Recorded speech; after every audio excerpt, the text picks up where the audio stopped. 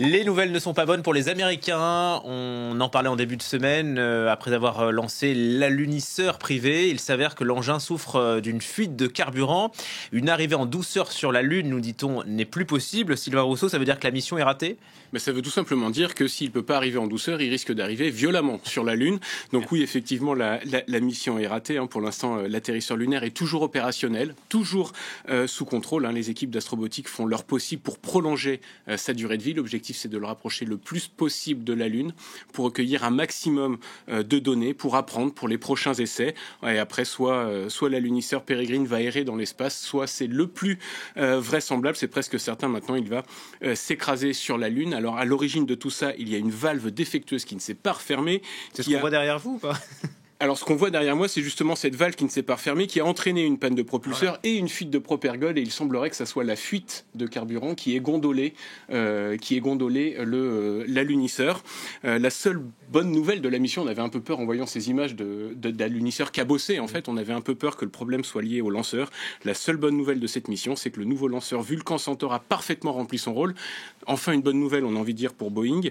Mais il s'agit effectivement d'un échec. La mission ne sera pas remplie. Alors, ce lancement inaugurait une série de missions lunaires du secteur privé soutenues par la NASA. Pour l'instant, on ne s'affole pas encore du côté de l'agence américaine.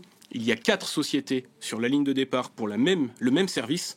Et pour l'instant, la NASA s'interdit toute panique avant le 3e échec. Prochaine tentative, juste très brièvement, en février, très rapidement, où c'est Intuitive Machines qui va tenter sa chance. Bon.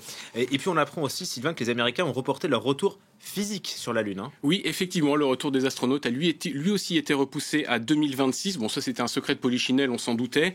Artemis 2, qui doit voir des astronautes orbiter autour de la Lune, est repoussé d'1 an en septembre 2025. Et donc Artemis 3, retour de l'homme sur la Lune en 2026. Et en l'état, ça paraît encore relativement optimiste. Le problème, c'est que ce retour dépend de SpaceX et de son lanceur colossal, le Starship. On a bien vu lors de ces 2 derniers essais qu'il était encore un peu tôt pour lui confier la vie des astronautes. C'est un euphémisme. Donc le Starship progresse. Après ces 2 premiers essais, on a vu qu'il avait progressé, mais il va falloir augmenter la cadence de lancement, augmenter la fiabilité. Pourtant, du côté de la NASA, le plan de communication était parfait. On nous annonce aujourd'hui ou hier un retard prévisible, après nous avoir annoncé le retour d'un engin américain sur la Lune. A priori, c'était plutôt bien pensé, mais tout ne s'est pas vraiment passé comme prévu. En fait, le programme lunaire américain, là, il est en train de prendre l'eau, non ? C'est un peu l'impression que ça donne. On pourrait penser que ça commence à ressembler à un fiasco. Alors, il n'est pas encore en train de prendre l'eau. Tout avait très bien démarré. En novembre 2022, le lanceur SLS lance la capsule Orion. C'était Artemis 1. C'était un vrai succès. Depuis, les retards s'accumulent et c'est normal. D'abord, c'est très difficile d'aller sur la Lune. Déjà que chez vous, quand vous faites refaire une salle de bain, vous avez des délais, vous avez des imprévus. Alors, imaginez quand il s'agit d'aller sur la Lune. Mais compte tenu des technologies utilisées, du nombre d'entreprises impliquées et des imbrications publiques, privées qui sont nouvelles, il était évident qu'il faudrait passer par ce genre de retard. Le programme Apollo aussi avait connu son lot d'échecs dans les années 60 et aujourd'hui plus personne ne s'en souvient. Et là, on rajoute en plus une difficulté. Il ne s'agit pas de faire un aller-retour, il s'agit de rester, de s'implanter, de s'installer sur la Lune. C'est vraiment quelque chose de nouveau, surtout pour les compagnies privées, y compris SpaceX. Avant de réussir, il faut expérimenter, mais il y a quand même une petite pression pour les Américains, puisque les Chinois ont annoncé l'envoi d'un taïkonaute sur la Lune en 2030. Alors ça paraît loin, mais ça se rapproche quand même.